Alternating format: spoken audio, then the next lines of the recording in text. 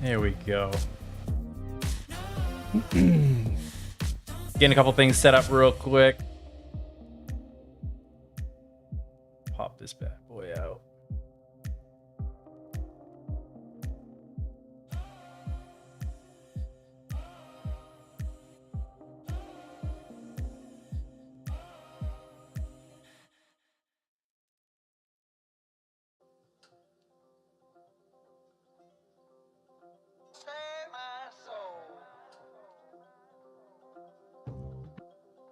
There we go. I think. It's always an adventure every time. It's always an adventure every time. Oh, we're back. We are back. We are back. We are back. Man, taking a week off for Thanksgiving felt freaking weird, to be honest. Felt really bizarre. We're back. Tonight we're streaming to YouTube, 2 places on YouTube, and Facebook.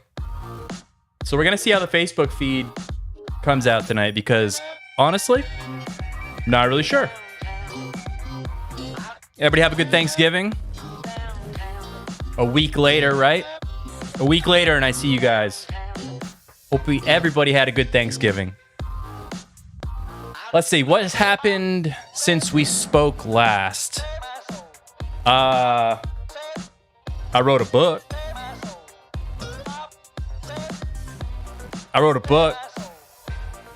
It's on Amazon. Link in the description. Check that shit out. Wrote a book. YouTube channel hit 500,000 views, which is bananas, if you ask me. Freaking, I don't even, it's insane. But yeah, man, it's been good. It's been good. Life's been good. I'm glad to be back in the driver's seat, I guess we'll call it. I don't really know. Good chatting with y'all. How's everybody doing? Do me a favor, if you're on YouTube, drop a little comment. I want to make sure that the chat's pulling in correctly. Same thing if you're on Facebook, drop a comment. Because I had issues with Facebook the other day.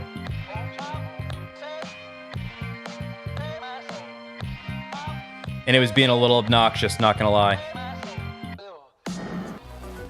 So, I'd say like we got a good show. We always have a good show. You know, we always have a good show. When we hang out, it's always a good time. So what we're gonna do tonight, just to give you the rundown.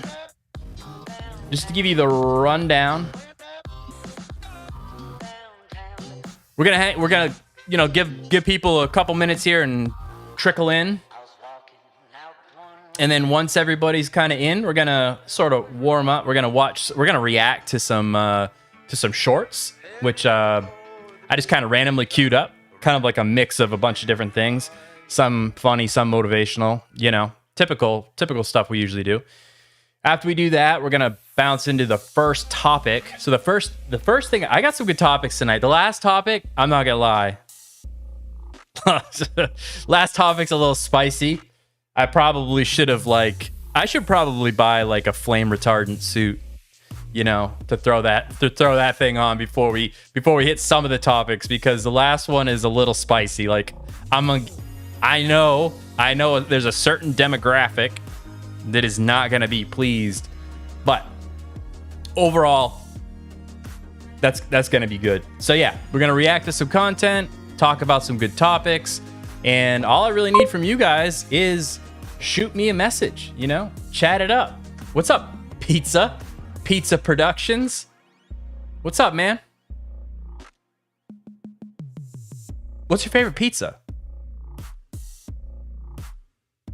What's your favorite pizza? I gotta know now. You have a name like that, you must have a favorite.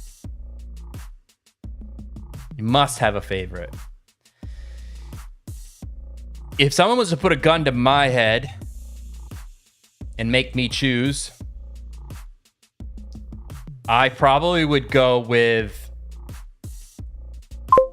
pepperoni. All right. Cheese, pepperoni, and sausage. All right. So my favorite is obviously there's cheese on it, right? Pepperoni, pineapple, and garlic. Boom. It's life-changing. Life-changing. Do you make pizzas, or is that just your, you know, like... I made a pizza hot dog? Okay. Okay. I mean, I love pizza. If I was to pick like my favorite food, like you can only eat one thing, definitely would be pizza, because you could freaking do so much with it, you know? You could do so much with it. But yeah, that's my suggestion to everybody. Pepperoni, pineapple, garlic. Go change your life. Go change your life. A pizza hot dog, though, that sounds really interesting. You just like roll, like, wouldn't it be more like a taco? Or like if you folded it all the way, it would be a calzone. So yeah, yeah. I've heard of the hamburger pizza, and that is legit. That's legit. Sometimes if they overdo the pickles, though, like if they put too many pickles on it, it can get a little soggy.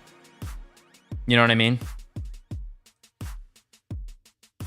It can kind of get a little soggy, and that's the only complaint about that pizza. That's the only complaint I have about that one.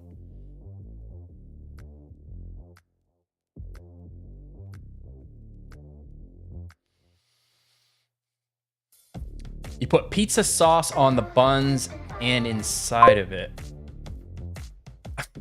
Yeah, you put sauce on your buns. All right. All right. Don't we all get a little saucy sometimes? Sometimes we get a little saucy. Speaking of saucy, you guys are going to see how the sauce is made, because when we hit those topics, I'm actually going to be recording the standalone videos for I'm going to be recording the standalone videos for the YouTube channel, so you guys can actually get to see how I make the videos and you know, how I record them and whatnot. Yeah, hey, hands off your buns for sure. Absolutely. I wouldn't even dream of it.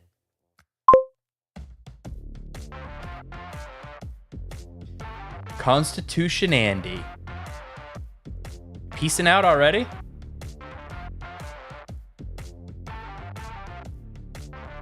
Constitution Andy. I like it. I like the name. I would assume you're a big Constitution person, but maybe not. Maybe not. I don't want to assume too much. You know? Where's everybody from? You know, speaking of the Constitution, are we mostly Americans in here, or are we all over the world? I get a lot of Germans. Get a lot of Germans.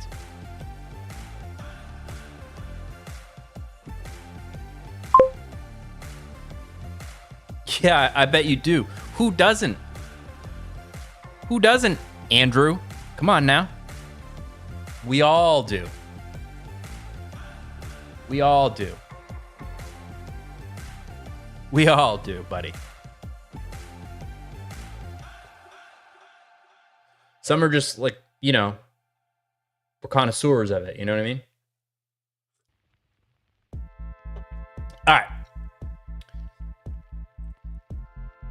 Let me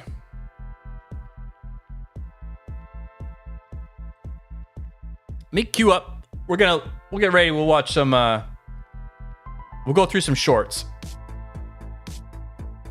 That'll be a fun trip.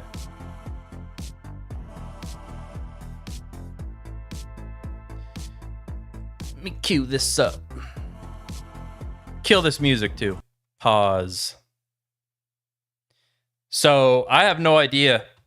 I have no idea what these are really. So we're gonna see what they're all about. We're gonna talk about them. You know what I mean? Looks like looks like, let me make sure this is, I don't want that.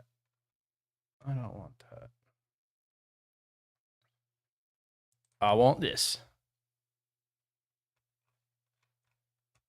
Okay.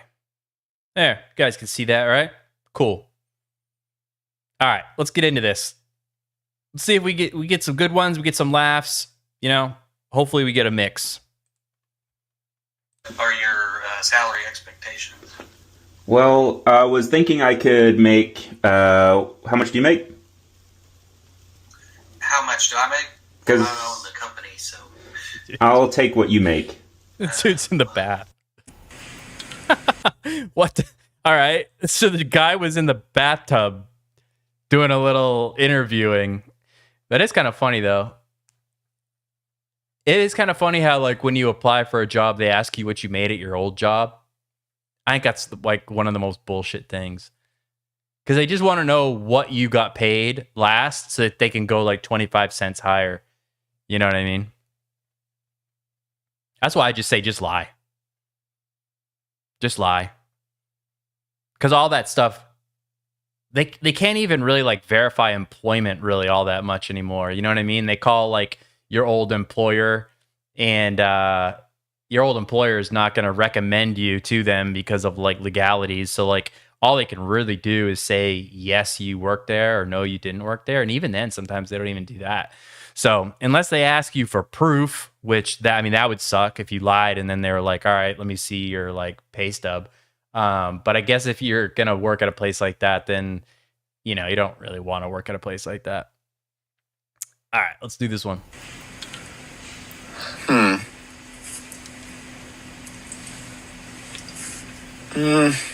No.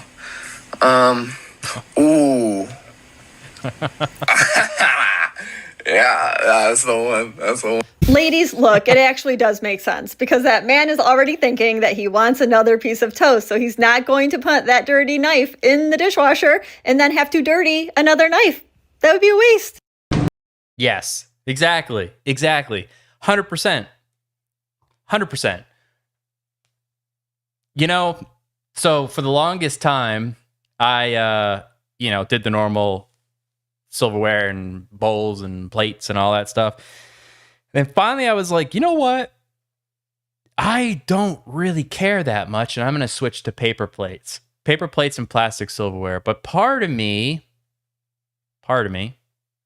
does feel a little bit guilty.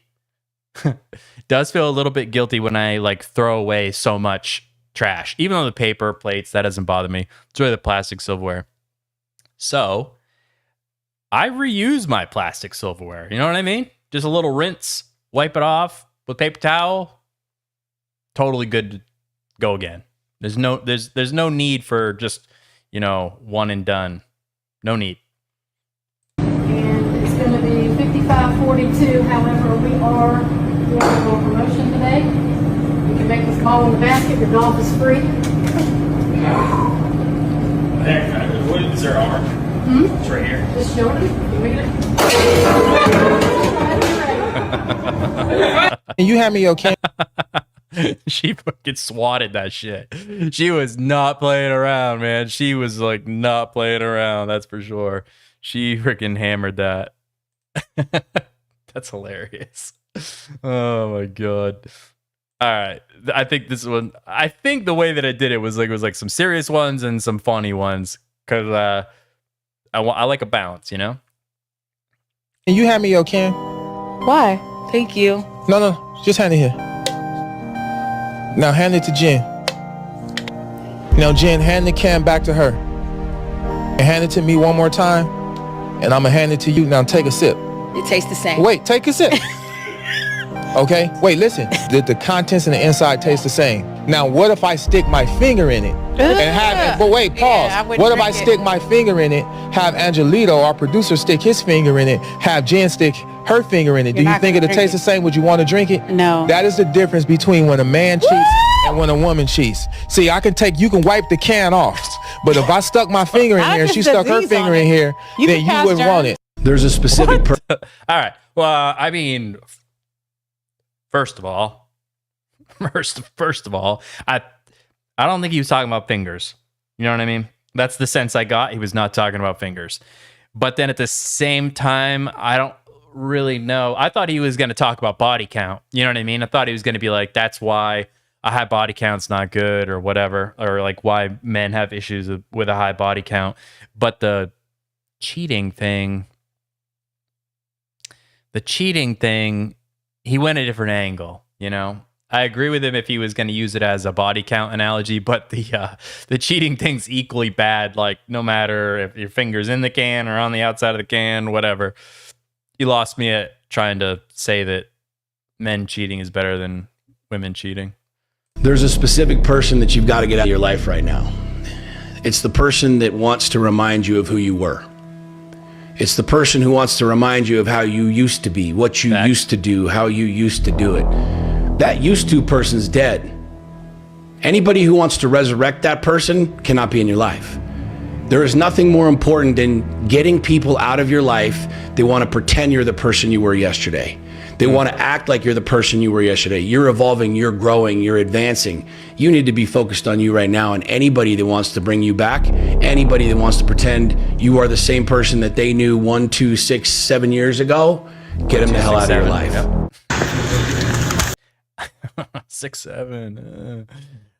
You know, I bring that point up a lot. I bring that point up a lot to most of my videos.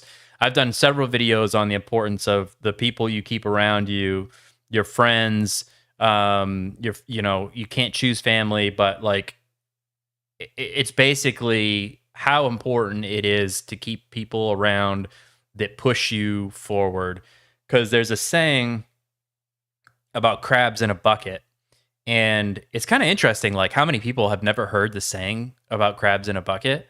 I don't know if that's like an old-timey thing or what, but essentially you can put crabs into a bucket, and the bucket's, it doesn't even need to be deep enough. Like they can crawl out, okay? Like if a crab steps on another crab, the bucket is shallow enough that the crab can get out, but crabs will reach up and they'll grab the crab that's escaping and pull them back down. And I think a lot of times friends and family can be like that, and it's important that you realize that. And as sad as it sounds, sometimes you got to move on. You know, sometimes you got to move on from certain people. You can't choose your family, but even then, sometimes you got to say bye. All right, let's see this one. This one I think is probably funny. How much is it? Damn. $2, man. Get the chips. Here you go. How much is it? Oh, 50 cents, bro.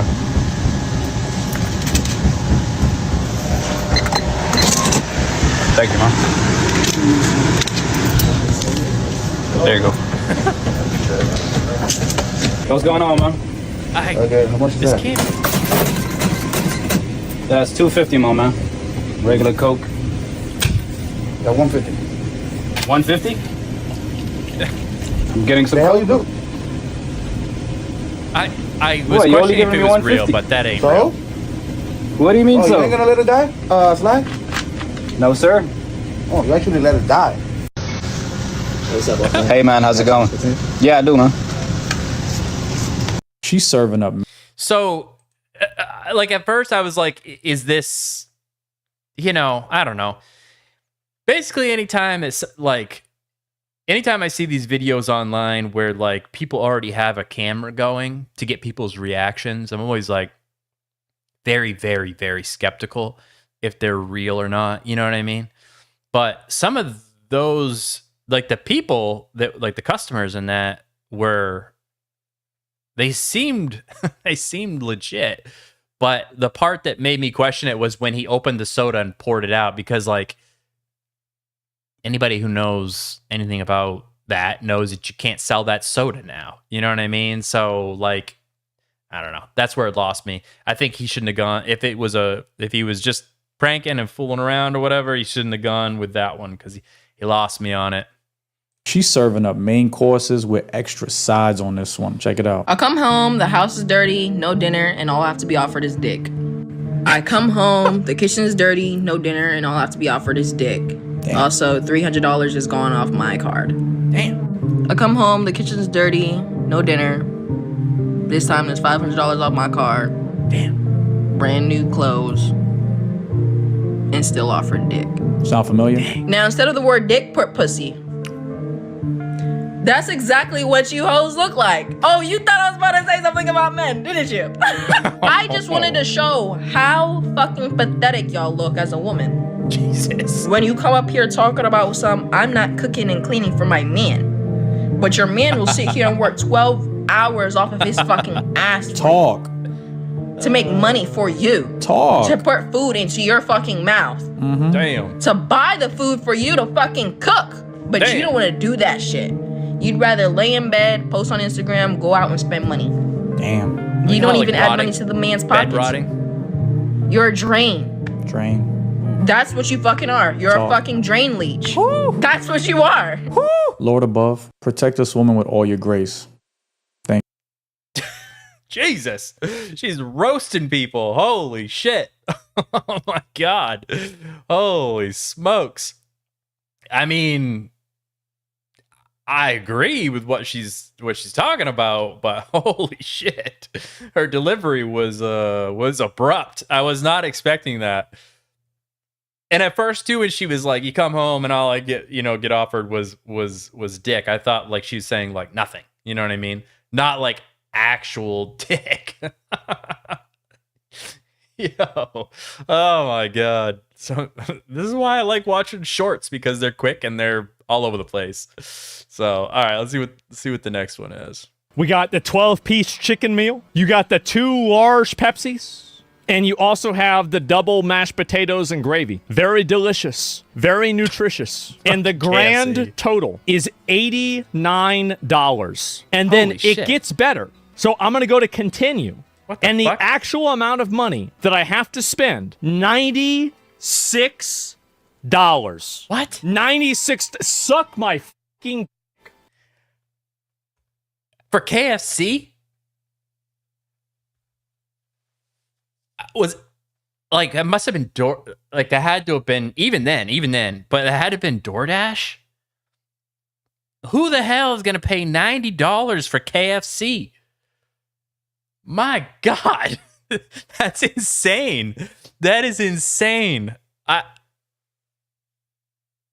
haven't. I'll be honest. I have not eaten KFC in like, I don't even know, probably a couple of years now.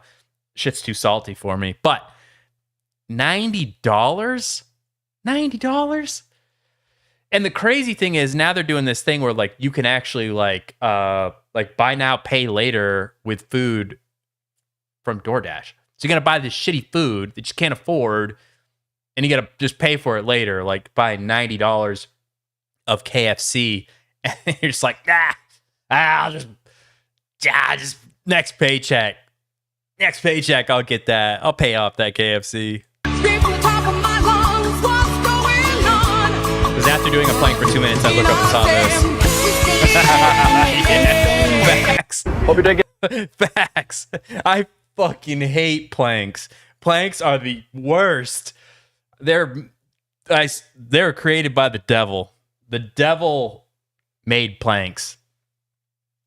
Because, yeah.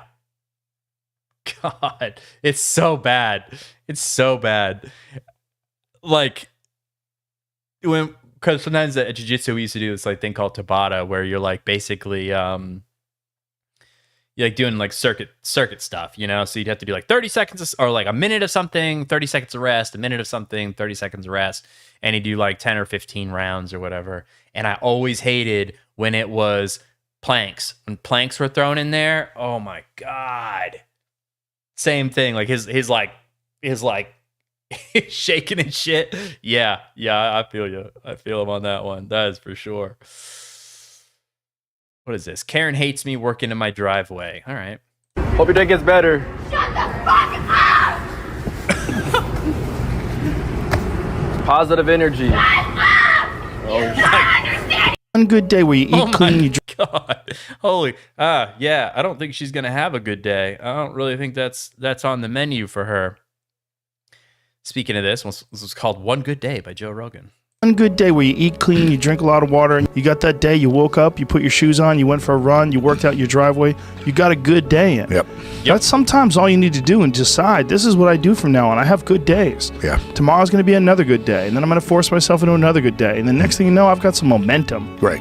The reason that men mistake your kindness and politeness as flirting is because they themselves would never be kind or polite to someone they weren't attracted to. The fuck? What? Hold on. I gotta rewind that. What the hell is she even talking about? The reason that men mistake your kindness and politeness as flirting is because they themselves would never be kind or polite to someone they weren't attracted to. What is she talking about? Does she just think like I walk into the grocery store just knocking bitches out? Like, I'm not gonna say excuse me, I'm just gonna fucking punch you. Like, what is she talking about? That is one of the most unhinged anything. Yeah, Joey, for sure. Joey says, I like these women that react to these crazy thoughts. Yeah, I know. Like, what do you mean? What do you mean that, like, society would be insanely violent if men weren't polite to people that they didn't find attractive? Like, what? Oh my God. Does she have a nose ring? Hold up. This is the important thing. Does she have a nose ring? Gotta go back a little bit. I cannot tell if she has a nose ring or not, but she probably has an appointment to get one if not. Attracted to. No.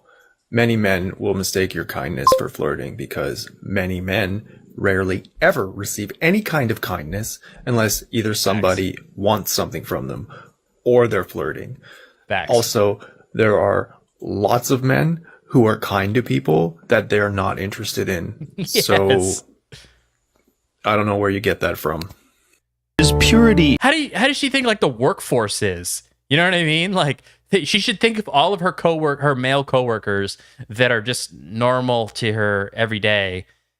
She is either walking around with an insanely inflated ego, thinking every man that acts normal to her likes her, or she's just like absolutely delusional. That's freaking insane. Yeah, for real, Joey. You'd be like the land of the apes. Just yeah, exactly. Just I take what I want. Club you over the head. Oh my God. Is purity in physical pursuits, right? Because it doesn't matter what your social status is, it doesn't matter how people perceive you. When it comes down to how long can you stay in that pool, when it comes down to how far can you run, when it comes down to how much can you push yourself past the part, far can you run, when it comes down to how much can you push yourself past the part where you want to quit, how far can you keep going. There's a purity in that it dissolves social order, all that bullshit, all the what people think about you goes out the window. It's who are you right now? That's right. Who are you right now? I like that. And you know what? Honestly, that's one of the reasons why I like jiu-jitsu so much, is because nothing matters when you get out there on the mat. Like when you go to roll with somebody, I think in a lot of different ways, people, whether they want to admit it or not, like judge others based on what they have. I think it's just like wired in our brains. And so sometimes like people that have plenty sometimes feel like it's because they deserve what they have, right? Not because of their hard work, but because of like who they are as a human. And when they look at somebody who does not have the same level of stuff, sometimes they can look down on them like they're not equal to them as a human, And one of the things that jiu-jitsu does is it strips all of that away. It doesn't matter what job you have or if you drove a Ferrari to class, like that 16-year-old stoner is still going to whoop your ass. You know what I mean? And I think that's refreshing. I think it's refreshing. And it's also really cool when we all put a gi on or, you know, we all suit up. For the most part, it all looks the same. Like, you know what I mean? Like, no one's like rocking a 3-piece suit and another person's in their pajamas. It's like, it's all the same. We all become the same. And then just our performance on the mat is what speaks. Like, I own the place. Am I the best one in the room? No. That's just the way that it is. You know, I could be like, oh, I'm the owner. I'm the black belt here. I should be the best one in the room. It's not the way it is. It's not reality, you know? And I like that. I think some people don't. Some people feel like, you know, you can always tell. You can always tell when somebody gets beat down by somebody and they're like, ugh, you shouldn't have beat me. It's like, yeah, well, you got to get better. So this thing that Joe's talking about, that pursuit of like that type of athletic pursuit that really just boils it down to the action and not everything else, is really refreshing, especially in today's age when everything is so noisy, you know? When people actually care, they will actually show you. Don't get it confused. People are showing you who they are at every moment, all the time. Stop pretending like you don't see their red flags. One of my first videos, actually, I agree 100% with that guy. One of my first videos actually was talking about how most relationships end within the first like date or the first interaction, because that is when somebody tells you who they really are, but you don't. You want it to work out so much that you just overlook. They're like, "Here's my red flags," and you're like, "Yeah. We'll ignore those, but you know, maybe we can find a way to make this still work." And then later on, you're like, huh, "Why didn't I see it?" Well, you did see it. You just didn't want to see it. You didn't want to acknowledge it, and that's why I think like when you're dating, it's really important to have some kind of tough conversations fairly early on, and really listen to what they're saying. Don't listen to what you want them to say. Don't hear that. Hear what they are actually saying. People show you who they are all the time. Stop making excuses for them. So this one says, my man used every ounce of testosterone to recover so that his girl doesn't get the ick. Oh, we talked about the ick. I talked about the ick with somebody the other day. It is a real thing. All right, let's watch. Oh my God. You alright? Yeah. You really just fall down that? I'm good. Oh my God. What's the crazy? Holy shit, I gotta watch that again. I gotta watch that again. Dude died and was like, I'm good. No, babe, I'm good. And also her level of concern when she came out was not, I don't think she realized the scope. But if you think about it, okay, she hears a thud, comes out, there's a ladder, she knows what he's doing, she's probably cleaning the gutters. Here's a thud, comes out, look at how he is laying on the ground, on the deck, face down, when she comes out, and she's like, you okay? Oh my God. I would want a little bit more intensity. All right, here we go. Oh, God. You alright? Yeah. You all right? I mean, you look dead, but you okay? You really just fall down that? You really just fall down that? You stupid dumbass. I hope you were dead, but now you're getting up. Damn. I'm good. He freaking hops up too. Hey, I'm good. Puts his glasses on. Whew. Yeah. Let me get back to cleaning your gutters. What's the craziest thing? That's fucking nuts. I'm actually pretty sure that he got knocked unconscious there. I think he knocked himself out. When she came out, he was coming to and was like, where am I? Of course I'm good, babe. Just cleaning the gutters. Yeah.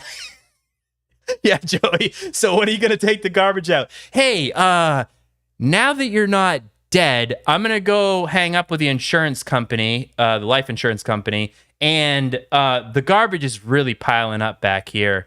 Did you break your arm? No? Okay, good. Because it's actually 2 bags. You're probably going to need 2 hands. Oh my God. Dude's like, dead. What's the craziest thing you've ever seen someone do out of revenge?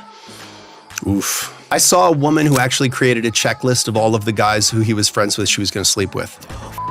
Yeah, and it was like 2 or 3 of his best college friends, one of his coworkers. It was like he was on a softball team. It was like the guy was captain of the team. It was somebody from his fantasy football league. And she just like legit made like an Excel spreadsheet. And she was like, I'm gonna bang every one of these guys. Like just to show him. Just to like ruin his entire, like he'll never be able to look at these guys ever again the same way. Yeah, and she made it through the list. She made it well through the list. I mean, I applaud her tenacity in that regard, but it was a real commitment to revenge. I tend to say to people, like, you're gonna go out for revenge, start by digging 2 graves. Like, because revenge is like reaching into hot coals to throw them at the other person. Like, you may or may not hit them, you're gonna burn the shit out of yourself. I actually like that saying, because it's very true, you know, like, sometimes it's not worth it, but there is... Hell hath no fury like a woman scorned, okay? Guys might get angry, but women, they get even. And yeah.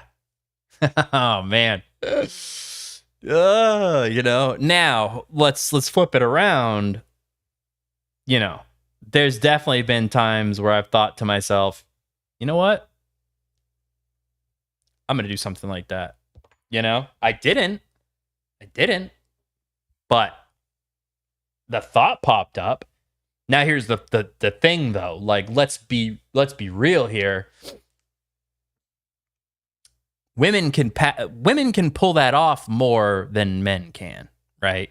Because it's harder for men to find a woman that will just sleep with them. You know, like, it's not hard for a female to find men to sleep with them, so they can like kind of pull off that revenge a little bit easier than men. But oh my God, she took it to a dark place, that's for sure. Yeah, they're not all Disney princesses, that's for sure.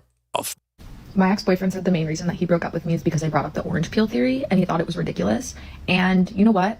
I would like someone who wants to peel an orange for me. Really. Okay.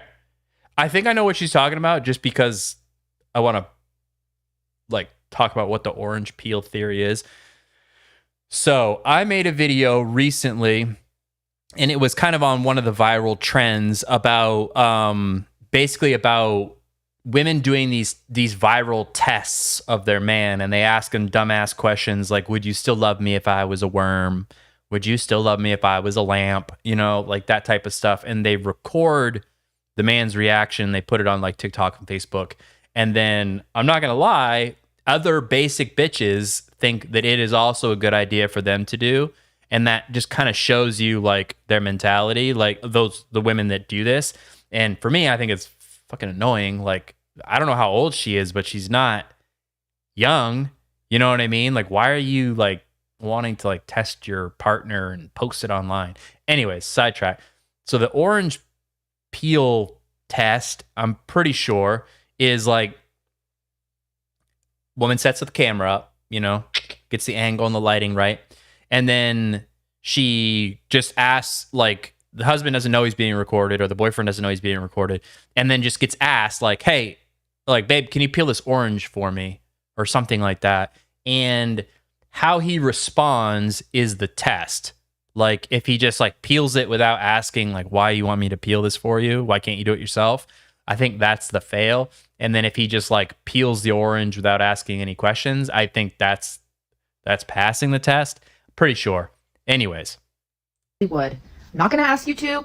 I just want to know that you would. Is that too much to ask? Yeah, he didn't break up with you because he didn't want to peel an orange for you. He broke up with you because you're the type of person who uses viral TikTok trends to test people. Because it's going to start with the orange peel theory, then you're going to do the ketchup test, and then the next thing you know, he doesn't know when and where the hidden camera is going to be next with you testing him with some new challenge. The orange peel theory is a red flag to dudes that you have been sucked into a much larger sphere of relationship-killing anti-male ideology. I just think it's so disingenuous that she's trying to say that he just couldn't handle peeling oranges when the reality is that he didn't want to handle being constantly tested. And based on the way she also dodges accountability, I don't blame him. I mean, that's like, that sounds really loud. I'm going to turn that one down. Yeah, like no one's breaking up with somebody because they don't want to peel an orange for them. He's probably like, I do not want to be your TikTok content, lady. Like, you know, dance for me, monkey. You know, get me them clicks. He's probably like, whatever, like, go away. How many times have you fallen in love? I don't even know what that means. I can see that in your eyes. You truly don't. You gonna be okay? My favorite. Damn. I feel bad for that, bro. Yeah. I mean, anybody that's gone through some shit. Anybody that's like gotten to a certain age, you like can't really have gotten to that age without going through some shit. You know what I mean? It's just like the way that it is. And I think as men, we don't really like stop and ask each other like how we're really doing. You know, like we'll be like, "What's up, man? How you doing?" But that's not like, no, like, how are you doing? And as that guy, I don't know if he just went through a breakup or whatever, but you could see he visually got choked up and stuff. And I think it's important to check in on your male friends below, like not just surface level check in, but like really check in, you know? I mean, I remember I was going through some shit. This is such a stupid, like just like a stupid thing, but it was like, I was going through some shit, and I remember I felt like really, really alone. Really alone, like the most alone I've ever felt in my life, most down I have ever felt in my life.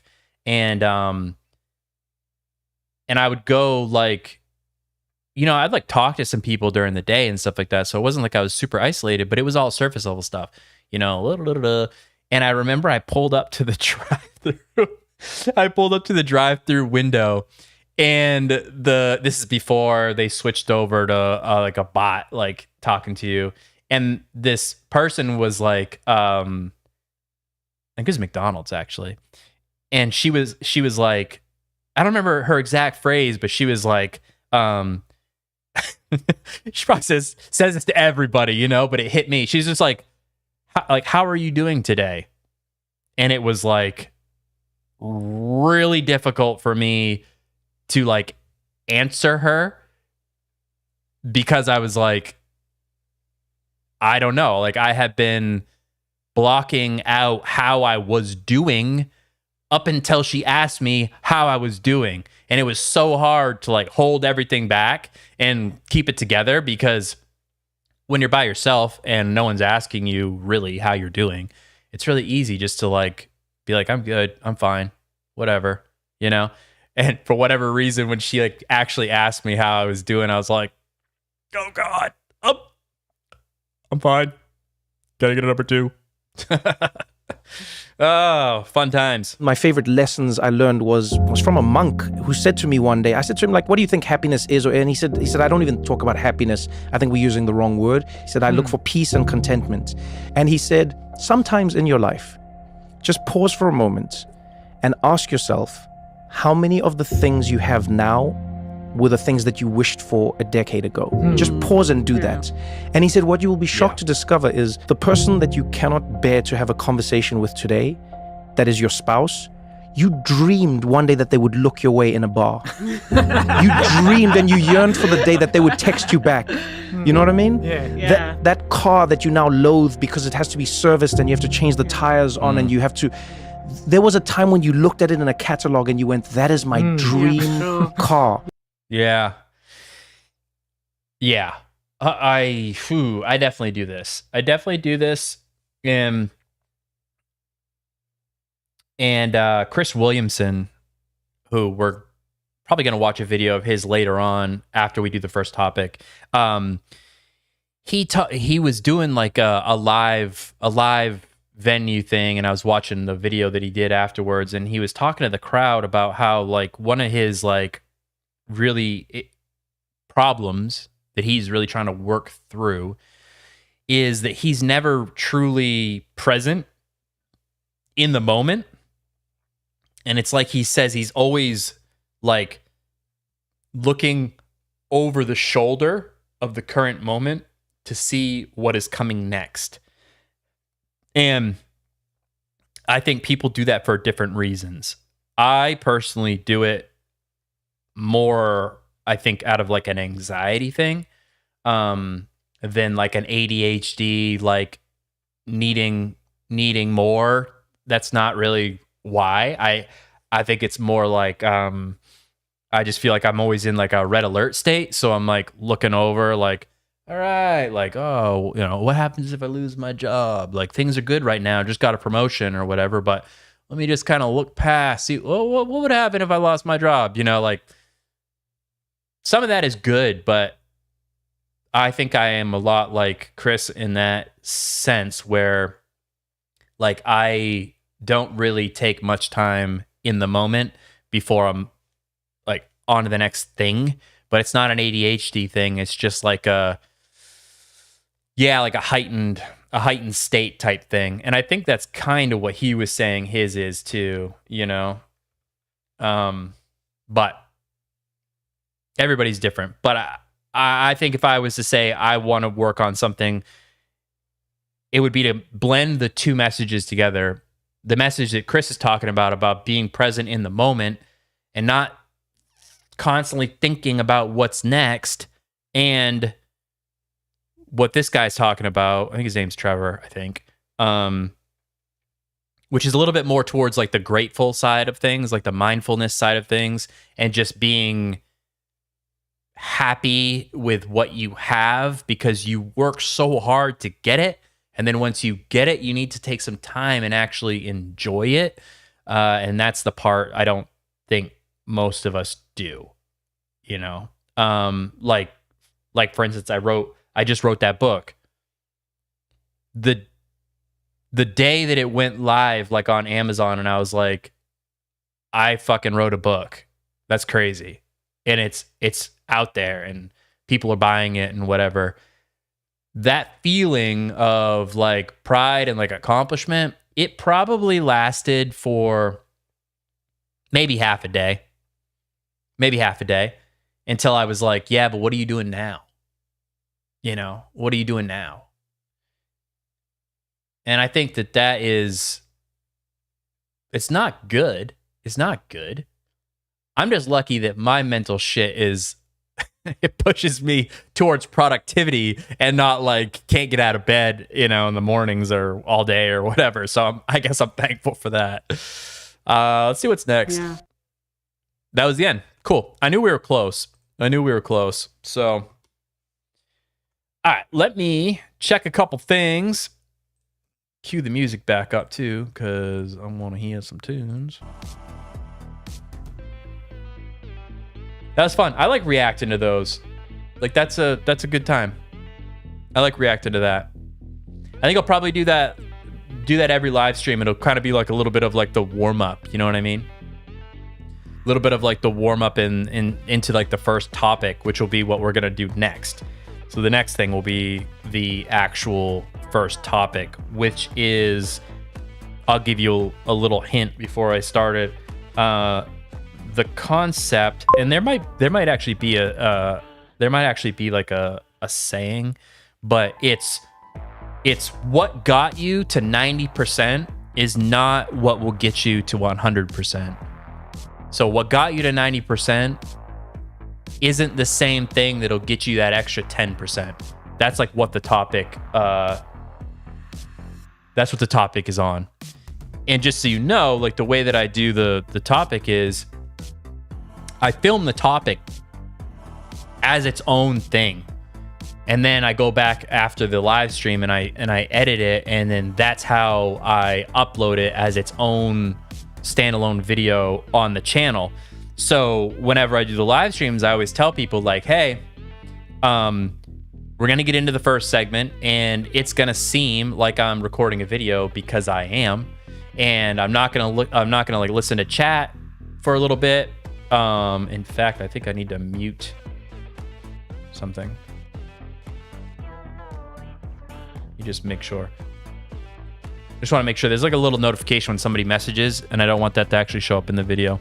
So yeah, so what I do is, you know, I have a script that I've written, and you get to watch me film it. Sometimes I have to do retakes. Sometimes I'm like, stumbled over my words, got to do that again, you know. But then anyways, and then afterwards I come back to chat and we talk about it, and we kind of kick it around a little bit more, and I get your feedback. So it's a little bit interactive of like what you guys think of the topic too. So, but before we get into that, take a little break. I'm going to use the restroom real quick. Got to pee. And then we'll get into it. So don't go anywhere. Be right back. Get a drink. Go to the bathroom if you need to. Be right back.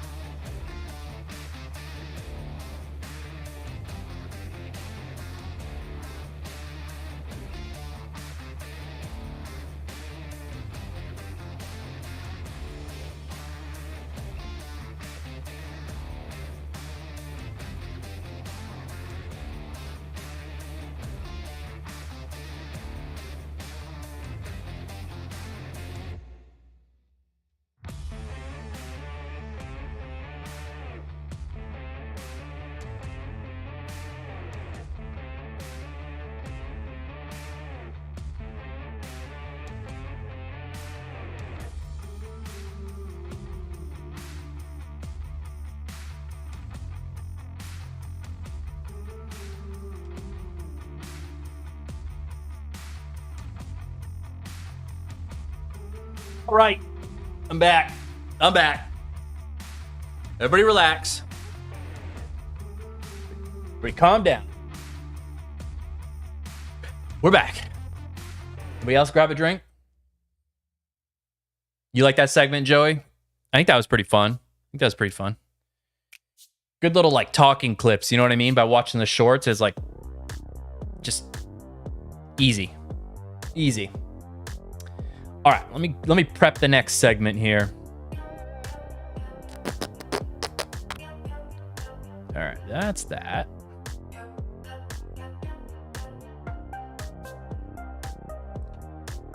Kill the music.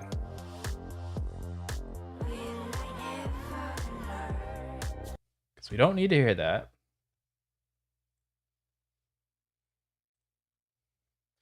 Make sure I'm on the right screen. Okay. All right. So what I'm going to do, just take my headphones off because I don't need those. So what I'm going to do is I'm going to record this segment, and it's going to be its standalone video on the YouTube channel. So I'm going to ignore chat for a couple minutes. I'm going to film it. You get to see how the sauce is made, so to speak. And then afterwards, though, I want your opinion on, you know, what you think. if it's something you can relate to. So let me pull this up here.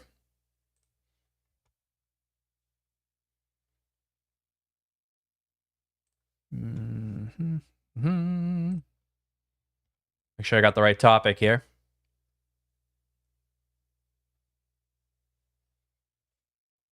All right.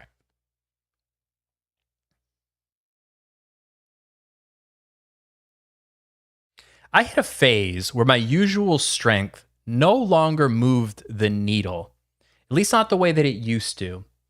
Discipline got me far, and then consistency got me even farther. But eventually I was hitting this 90% wall with zero momentum. I was stuck. I was stuck at 90%. What I didn't understand at the time is simple but brutal. The last 10% isn't about effort, it's about evolution. If you're feeling that same plateau, let's unpack why that could be. And I have 5 points. So I have a little story here. So when I was working in physical therapy, I saw the same pattern in patients over and over. Someone would come into the clinic, say with like chronic knee pain. And the moment I suggested making a few changes, like strengthening certain muscles or adjusting their routine, their daily routine, adding in new movements, etc., they immediately started listing everything that they were doing, almost like defending themselves. So they're like, well, I walk up and down the driveway this many times and I do firewood and all, like all the things that they're doing. I've even had patients, like 50-year-old patients, when I asked them what they did for activity, reference playing football in high school, right? So they would like get very defensive. But here's what they never realized. All those things that they were proud of were the exact things that brought them into the clinic in the first place. That routine that they were so proud of led them to sitting in that chair in my office. Their old routine had carried them as far as it could, so sitting in my treatment room was proof that those habits had hit their ceiling. And the only way forward was to change the approach, not repeat the one that they already maxed out. It's the same thing in all areas of life. You can work hard, you can stay consistent, you can push yourself, and it still sometimes hits a wall. And when you do, the solution isn't doubling down on the familiar. It's upgrading the approach. Let me break down what that looks like.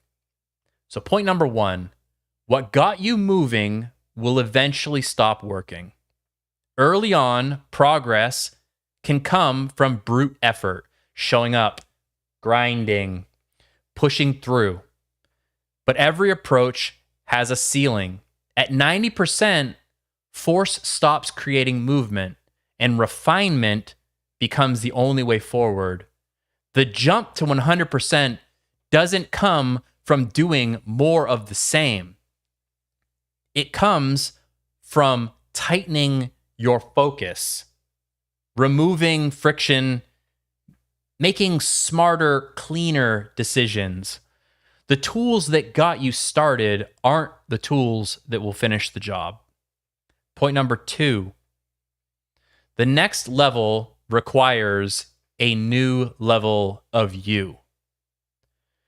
You can get far by relying on momentum, habit, routine, muscle memory, but the final stretch demands intentional choices and a sharper internal standard.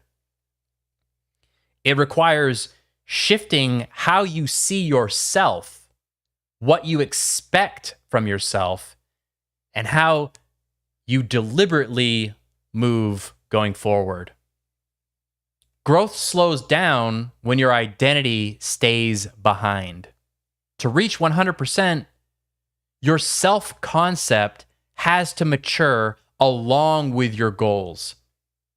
And your decisions have to reflect that evolution.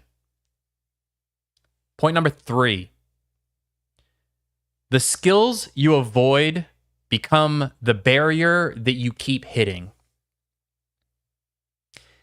It's rarely a lack of effort holding you back when you hit that 90% wall. It's oftentimes the skill or skills that you never learned. Communication, time management, leadership, boundaries, emotional regulation. The avoided skill is usually the bottleneck. And that definitely ties into the having to grow internally to get that last 10%. Point number 4. You must replace old habits, not add more. Short and sweet. You hit 90% because certain habits served you. You hit 100% by letting go of the ones that no longer fit. Upgrading often means subtraction, not addition. And I think a lot of times people get like that confused and they're like, okay, well, I'm already doing all this stuff and I just need to add more stuff on top of it. You know, like I'm already doing good on the diet. Maybe I just need to add some Jocko Fuel drinks to the mix. That's the solution, right? You gotta sift through all that. Point number 5. You need better systems, not more motivation. Structure, environment, planning, and accountability outperform that brute effort that you first put in the beginning. The last 10% is won by systems that make progress automatic. So in closing, getting to 90% took effort, and I applaud you for that. Getting to 100%, that last 10%, it's going to take intention. No more autopilot. No more repeating yesterday's habits, hoping for tomorrow's results. If you want that final stretch, you have to upgrade how you operate and who you're becoming. So here's your challenge. Pick one thing tonight, one skill you've avoided, one habit you need to cut out, one system you need to build and level it up. Small shifts equal big impact. That's how that last 10% is achieved. Thank you very much for watching. My name is Seth. If you got something out of this video, please drop a comment, hit the like button, hit the subscribe button. It really helps the channel out a lot. And if you're still doom scrolling, check out one of these videos right over here because I'm sure it's right up your alley. Thank you very much. Appreciate you. All right. Topic number 1 is done. What do you think, chat? Let me turn you guys back on so I can hear you. Israel, buddy, you're up. You're back. Are you still gooning over me? Are you still gooning, Israel?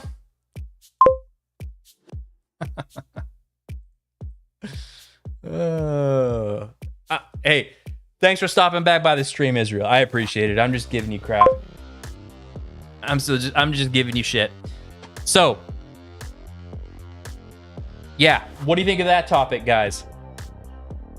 I think it's definitely something that a lot of people run into, myself included. Absolutely, myself included. Like, it depends if you're building a business, it's your fitness journey, etc. I mean, like, if you look at pro bodybuilders, when they hit a certain level, they have to start changing up their routine. They have to start changing up the exercises that they do. They have to hit the muscles differently to encourage growth and stimulate, more muscle mass and all that stuff. So that concept is nothing new. Like, you have to keep things fresh. But also on the flip side, I've known plenty of people that basically start pushing, like, they start something, and the moment they hit resistance, they think that resistance is their cue to, like, change direction. They're like, oh, a little resistance here, I must need to do this instead, and that's obviously not right. You have to be smart about it. You have to push push, and then you do have to realize, like, when you are truly stuck and pushing is not gonna help, you have to divert. Israel, it's 3 a.m. in your country, which I'm trying to remember. Was it Germany? That would make sense. Does your mom know you're awake? Does your mom need me to sing you sweet lullabies, Israel, so you can go nighty-night? That's all I know. Clip that. Clip that and put your headphones in and just go to sleep. Go to sleep to the sound of my voice.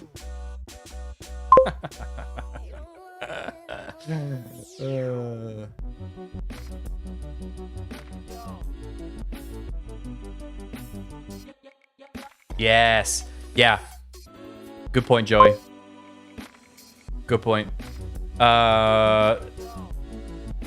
So where Joey works, they use the Pareto principle, which uses the 80-20 approach to make big gains a strong parallel. Yeah.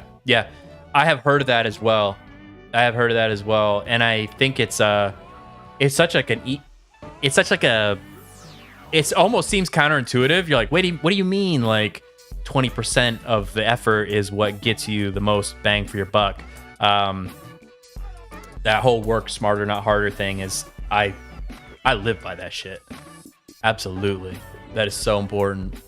All right, let's keep it moving. So before we jump into the next topic, the last topic, I told you we were going to watch something from the great Chris Williamson. And so we are going to queue up a video from him. We're going to watch that, react to it, chat about it, and then hit the last topic, and then we'll get rolling. So yeah, Joey, use it in your life, man. Use it in your life. All right, let me kill the music again and close that out. Got that.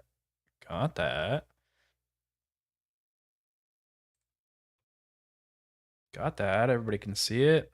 Okay, so this is my twin. His name's Chris. My slightly more successful, slightly better looking twin. But I swear everything else is the same. He has an amazing podcast. But anyways, this is either a clip or a video he put out. And the title of it is "Your Life Isn't as Small as You Think." So let's get into it. About the shame of simple pleasures. There's a quote from Visakan Varasamy that says, I have not yet grown wise. I've been thinking about the shame of simple pleasures. There's a quote from Visakan Varasamy that says, I have not yet grown wise enough to deeply enjoy simple things. We are all terrible accountants of our own joy. Most of us only accept deposits when the transaction is sufficiently large. The day that we get married, the night that we play the main stage at Glastonbury, the moment that the business sells for $100 million. Anything less, and the entry doesn't even make the ledger. We treat small pleasures like counterfeit currency. And you think, oh, that little thing made your day. That small moment made your week. How feeble, how desperate, how limited your life must be. Yeah. You know where I personally do this a lot is, and maybe we all do it actually, is with like when you're talking to older people, when you're talking to older people, whether it's like, I don't know, your neighbor or like your aging parents, and they're like, they tell you about this thing with such like passion and enthusiasm, and they're like, I had the most amazing cup of tea and I used this type of honey instead of that type of honey, and oh my God, you got to try it. And like that little thing of sipping tea made their day. And meanwhile, like I'm rushing around and I'm stressing about, stressing about this, I'm stressing about that. And I'm like, a fucking cup of tea? Like that's what you want to talk to me about? Like, you really must not have anything going on in your life. And I think this is going to hit home for me. And hopefully I can sort of like put things in perspective as I get older. And as everybody gets older, I think it probably happens naturally. But to be thrilled by something so unimpressive, you must not have a lot going on. We roll our eyes at the tiny events that others get excited at as though joy must be proportionate to scale. Yep. And yet, life is made up of little things exactly like this. Not once in a while, always. Your life is entirely constructed out of moments so small they wouldn't even register as events on someone's calendar. So, why can't something small be something great? Well, I realized sometimes I feel things more deeply than I should do, including the shame at feeling things more deeply than I should do, and also including the shame of being delighted by little things more than I think I should. And I felt like it was as if See, I don't think I have like shame in that really. Because I don't actually stop to appreciate the little things. So I'm not like criticizing myself or laughing at myself for thinking some little thing is so important. I literally don't think about the little things. So I need to, because he's right. Our everyday, behind the scenes, mundane life that we all live, it's not a highlight reel. You know what I mean? And I think like social media has made us all think like you're not living life unless you're on a yacht, and like, the highlight reel stuff is way up here. And most of the stuff that we do day to day is not even remotely close to on that level. But that doesn't mean we shouldn't appreciate it, because in reality, that's the majority. Taking pleasure in something tiny revealed the smallness of my life. But maybe that's exactly backward. Maybe the true richness of a life is how much joy you can harvest from the smallest possible patch of soil. That would be the way to think about it. Here's the payoff. When you lower the threshold for joy, you don't just get more of it, you get it now. Like, who is truly the more impressive person? The one who requires a grand cathedral of bullshit, fanfare, and galactic accomplishment in order to get the slightest flicker of pleasure, like some masochist at a sex party demanding car batteries get clamped onto his nipples before he can even get started. Whoa! Chris! Whoa! I did not expect that. I did not see that one coming, Chris. That one took a sharp turn. All right. Anyways. Or the person who can do it with a good coffee and a fresh breeze. This feels like a test of emotional robustness. If the only experiences you allow to bring you joy are big, impressive, and rare, then your happiness is brittle. You've made it dependent on external circumstances lining up in just the right way. You have taken your joy hostage until the ransom note of life offers you something sufficiently worth it. We are already primed to be easy to trigger, just not in the right direction. Like, think about this. We already let the tiniest inconveniences ruin our mood. Oh, yeah. What he was just talking about, like that we're naturally primed to appreciate the small things, made me kind of realize like almost every single, like, I don't want to call them like a travel documentary because I don't really watch those, but like every show that I've watched where people from my country, United States, like visits another country, say like, I don't know, like I was watching a hunting show. The Meat Eater was the name of the show. Great show. Great podcast too. But he was doing some like hunting and fishing with a tribe in the Amazon. And like by all of our standards, these people had nothing. Nothing. They were so happy. They're so happy. Because I think the things that we have nowadays that we accumulate don't really matter. You know what I mean? They don't really matter all that much. And those people in the Amazon that have nothing, they appreciate the small things. And then in fact, the same show, he just recently went to Tanzania in Africa, and it was the same thing. Like the people there have nothing, like barely even have like shelters to live in. You know what I mean? And, but they're so happy. I think we're doing something wrong. You know what I mean? Like, I think they're doing something right, and I think we're doing something wrong. Now, they have their own issues, but when it comes to happiness, I bet if you were to do a survey, I think that they would be way happier than we are on average. A slow barista, the Wi-Fi buffering, a traffic jam that adds 7 minutes to our commute.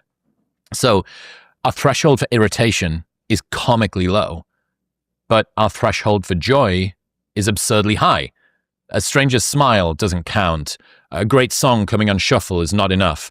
Throwing a towel into the washing basket from across the room, that's lame. If something as insignificant as a red light can make you snap, why can't a good coffee make you glow? We are already easily tipped. Or like, why can't you be happy with the car battery and the nipple clamps? You know what I mean? Into frustration. So you have to work equally hard to be as easy to tip into delight. So Joe Hudson says enjoyment is efficiency.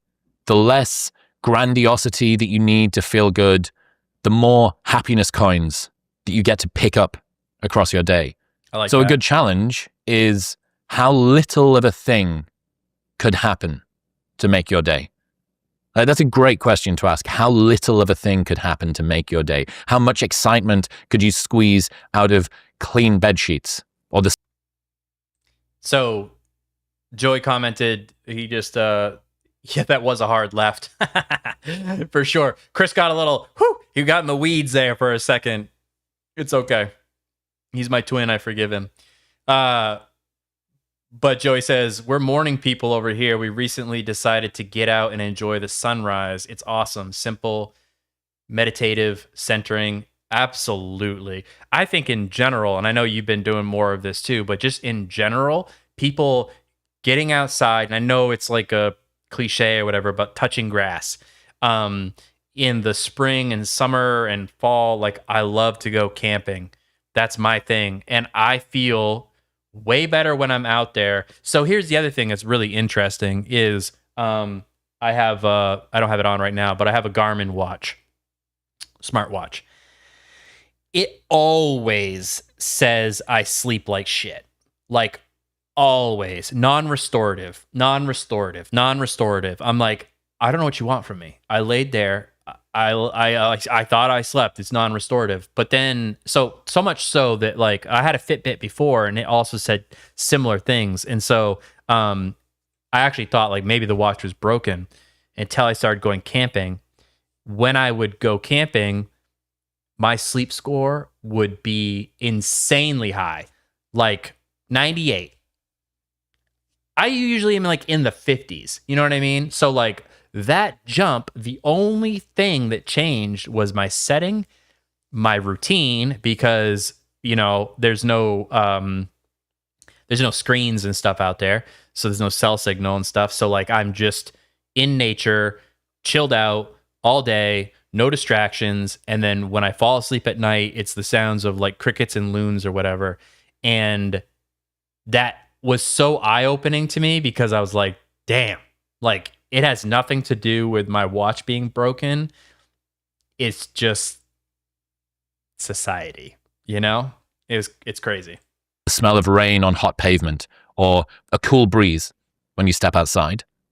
Small wins might seem feeble, but refusing to take joy from mundane victories simply because they're insufficiently grand is the same as refusing a free ride to the airport just because you're getting on a plane when you arrive there. So ask yourself this: what if something small could be something great? Most people already have a high threshold for joy. Do not make it worse by feeling shame when little things break through your defenses and make you smile.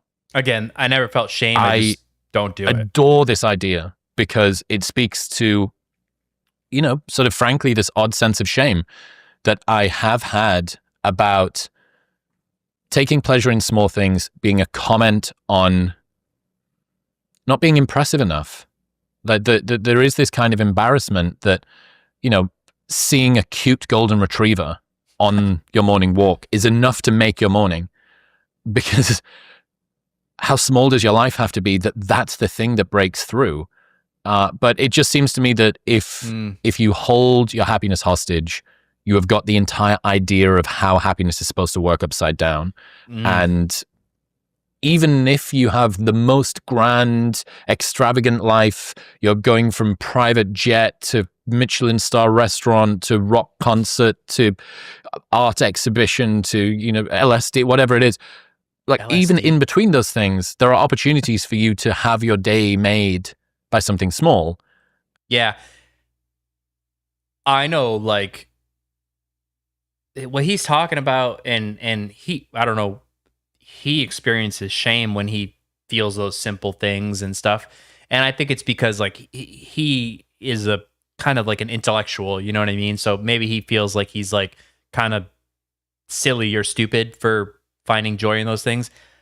I just don't experience it.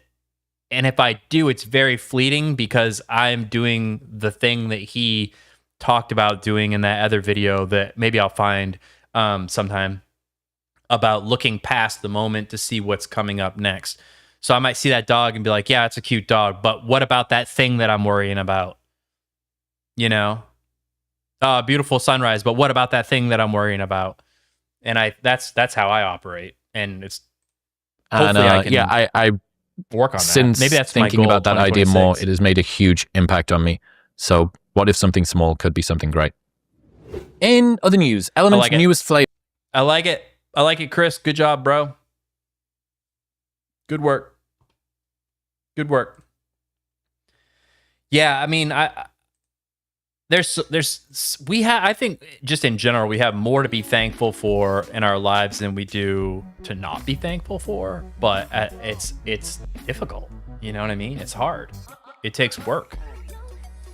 It takes work to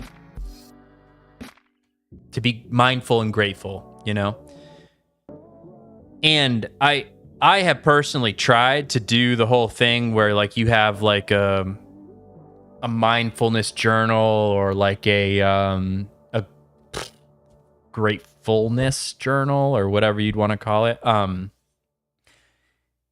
And what I found was, like, if I tried to do a routine where it was like every morning when I wake up, I'm going to write down 3 things that I'm grateful for.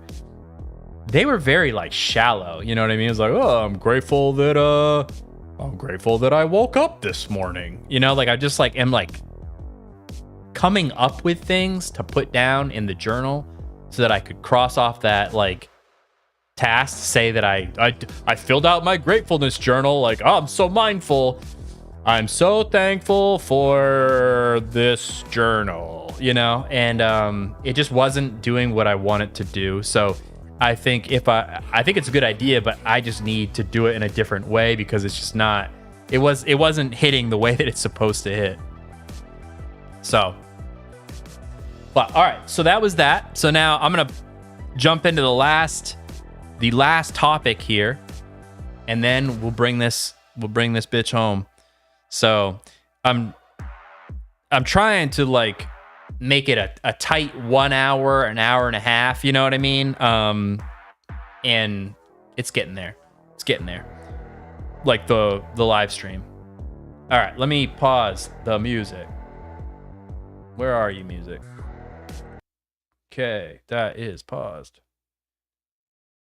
All right, I'm muting the chat again. I apologize.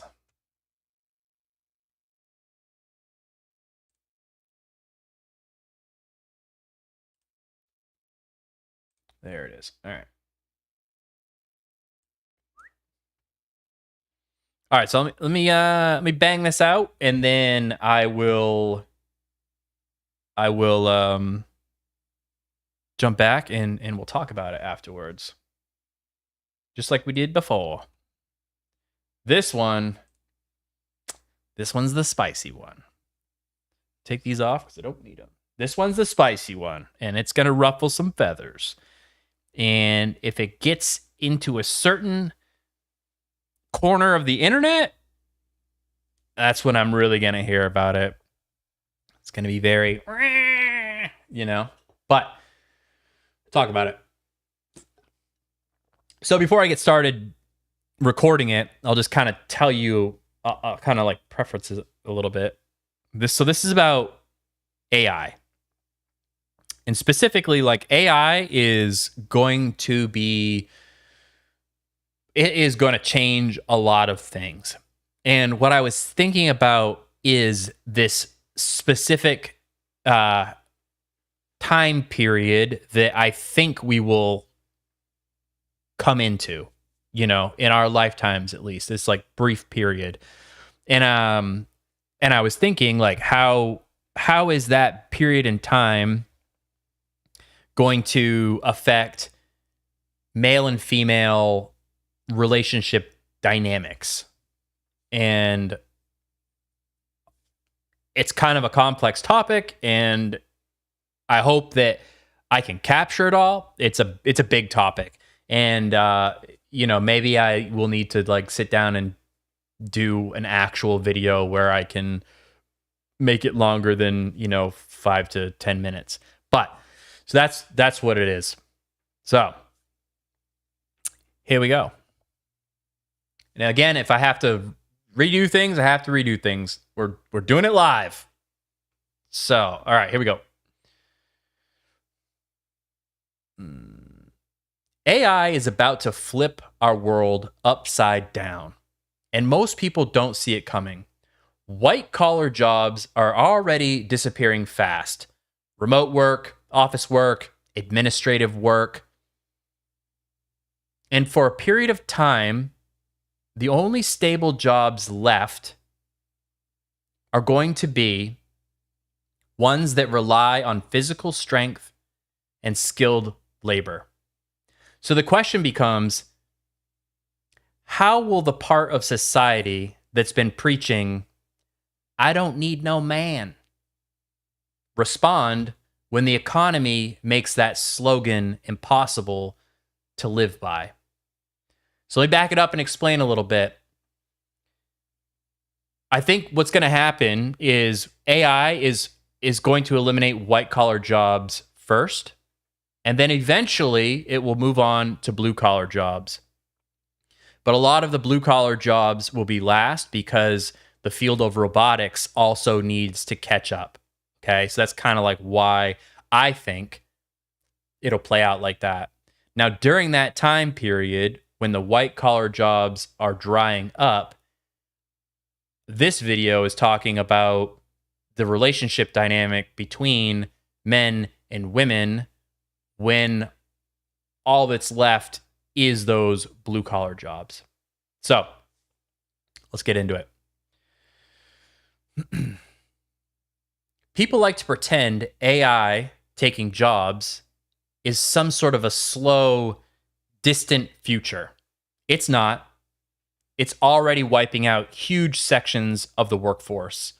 And when an entire field eventually disappears, people don't politely adjust. They sprint towards whatever jobs are going to be left.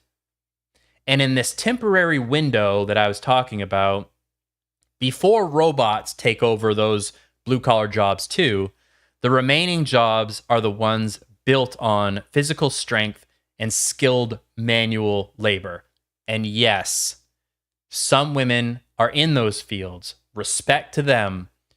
But when thousands of people start competing for the same limited roles, companies are going to choose the people who can do the job with the least risk and the most efficiency.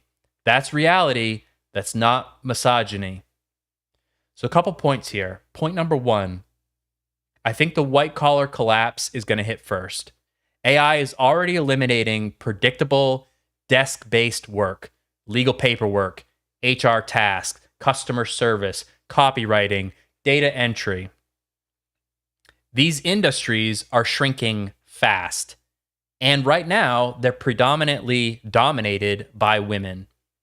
When these jobs collapse, the impact hits that section of society first and hardest. Point number two, the trades become the last safe jobs temporarily.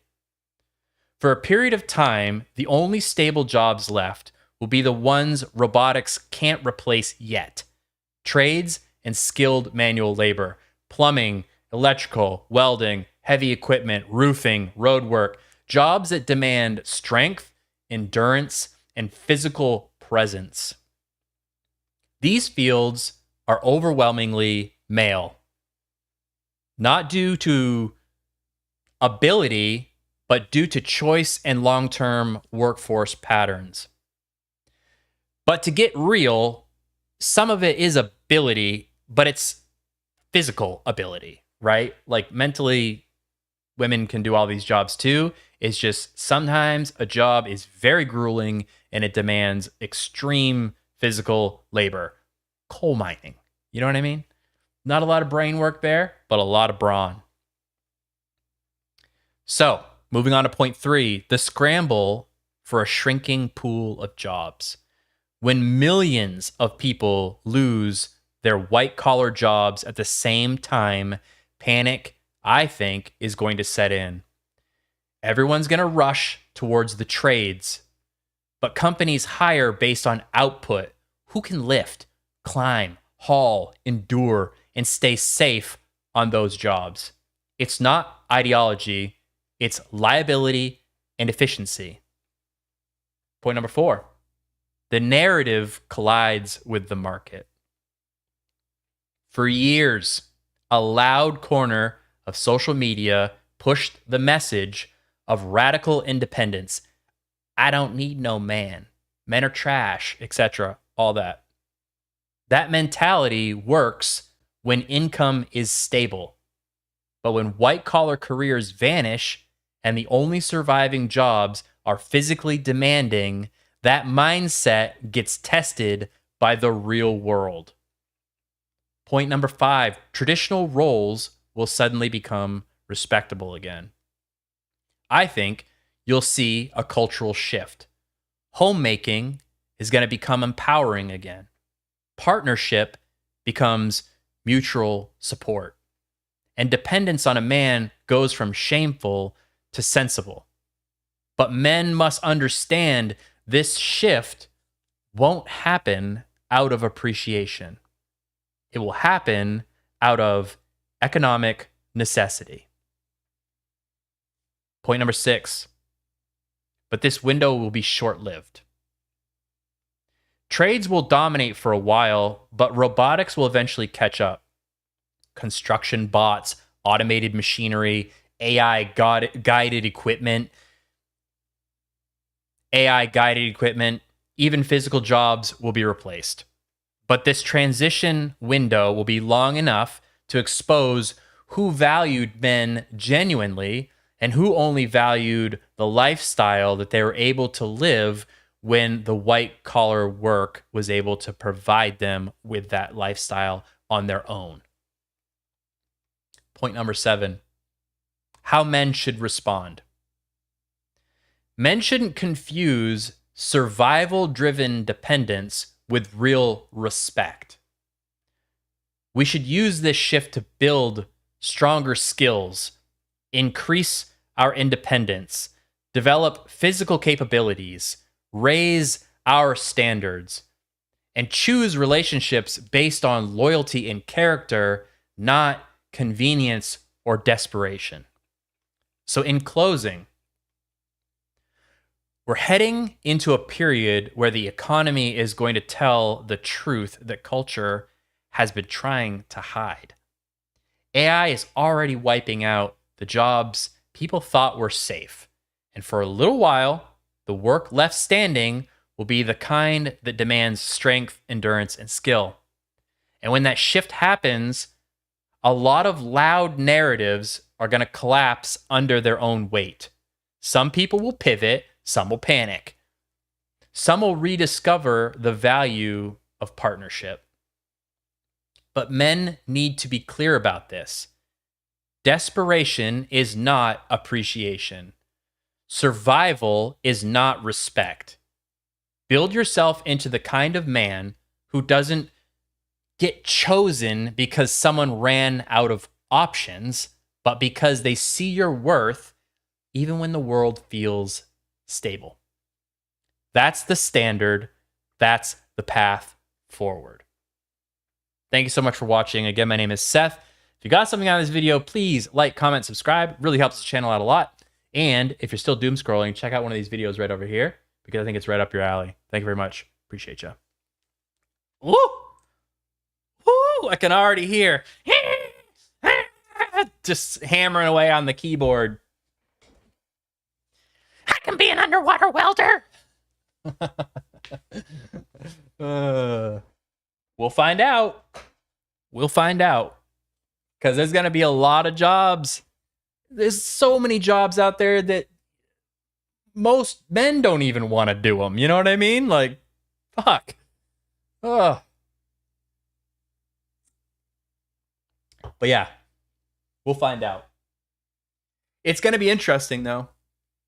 What do you think? I mean, like, obviously AI is going to change a lot, but what is everybody's thoughts on what it's going to change? You know?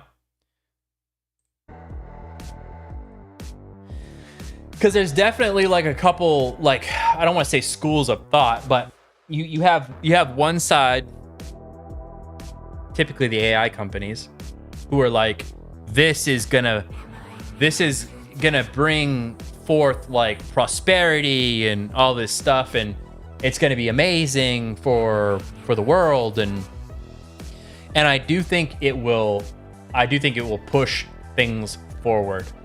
But at the same time, the job markets, we have to think about this. We have to think about this. And it's sort of like what is that saying? Like when like you boil a frog, like a frog won't jump out of a pot of hot water if it like slowly gets turned up, right? Because they don't like realize that they're like boiling and cooking.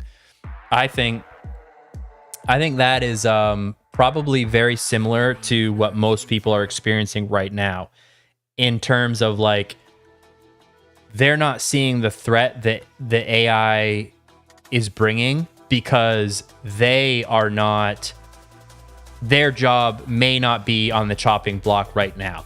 So they're like, yeah, whatever, you know what I mean? But everybody's job will be on the chopping block eventually. That's just the way that it is. Now, like right now, like even, so we're seeing a lot of stuff right now with like voice actors, right?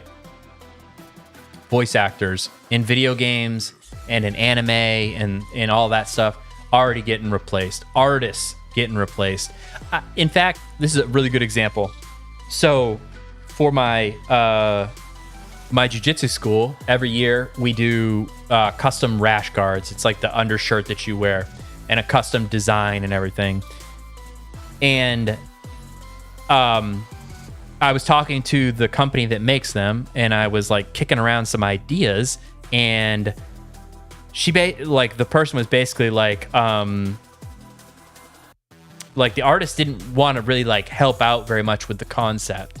And I was like, this is what I want. and they're like, well, you have to send over like the image that you want to use. And I was like, okay, well, I will just have ChatGPT create it, you know? And like, basically he or she, I think it's a she, you know, they're being difficult and being like didn't want to like go out of their way to like help me like come up with the concept and design it. And I was like, well, fuck you. I'm just going to create it in ChatGPT then. Boom. Your job gone. I don't need you anymore. I tried to do the human thing.